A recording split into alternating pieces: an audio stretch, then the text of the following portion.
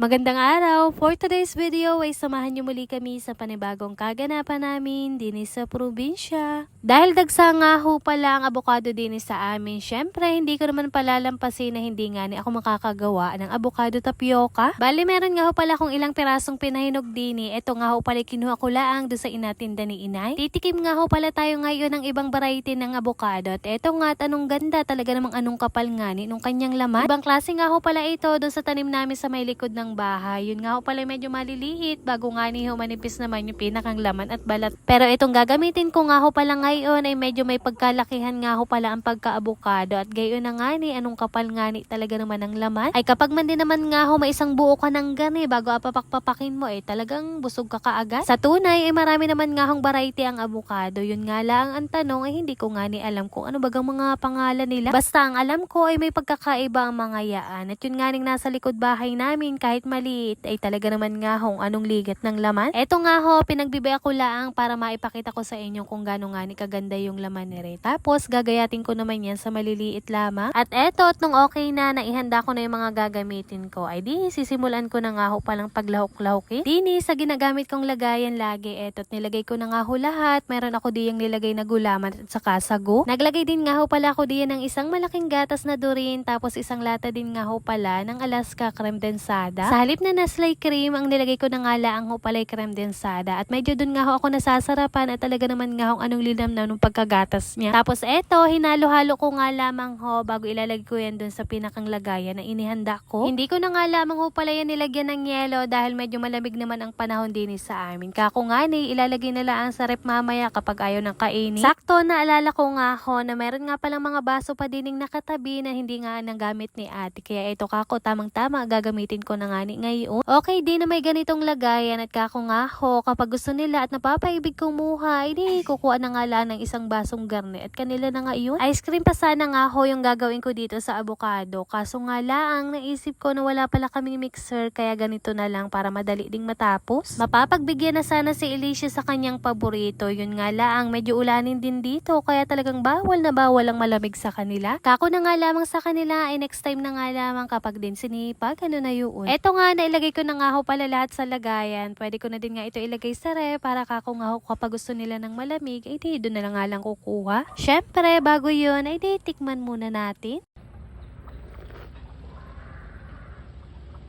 At yun lamang for today's video. Maraming salamat sa inyong panonood. God bless.